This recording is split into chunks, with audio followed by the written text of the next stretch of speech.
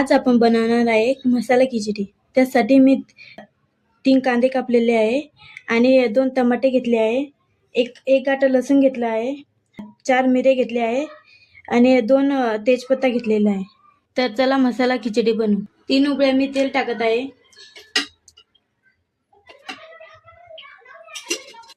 अर्धा चम्मच मी मोहरी टाकत आहे आणि अर्धा चम्मच जिरं टाकत आहे। कांदे टाकून द्यायचे।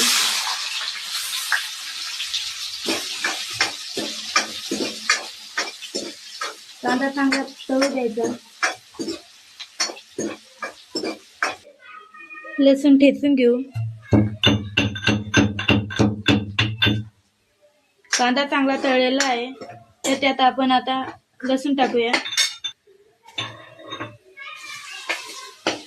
लसूण चांगला तळून घ्यायचा। आता आपण तेजपत्ता तळून घेऊ। त्यात मिरे टाकून देऊ, मिरे पण तळून घेऊ आणि टमाटे टाकून देऊ।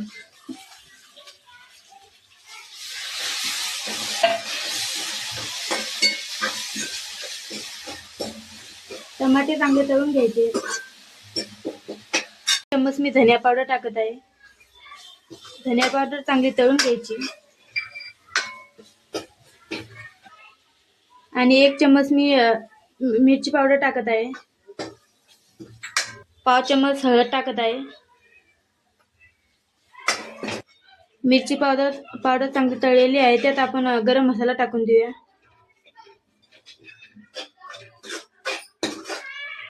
गरम मसाला चांगला तळून घ्यायचा। तर हे बघा आपला मसाला तळलेला आहे तर त्यात आपण आता पाणी टाकून देऊया।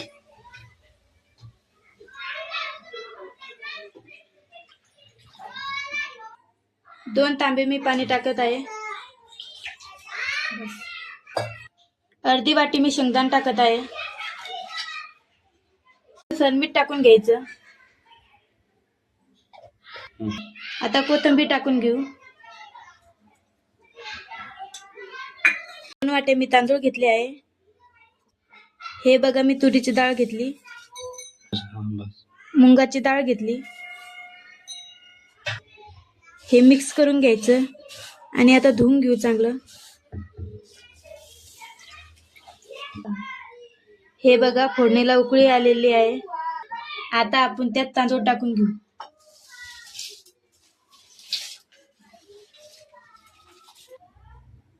वीस ते 25 मिनिटे खिचडी शिजू द्यायची। बघा आपली खिचडी तयार झाली। चला तर आपण आता प्लेट मध्ये घेऊया।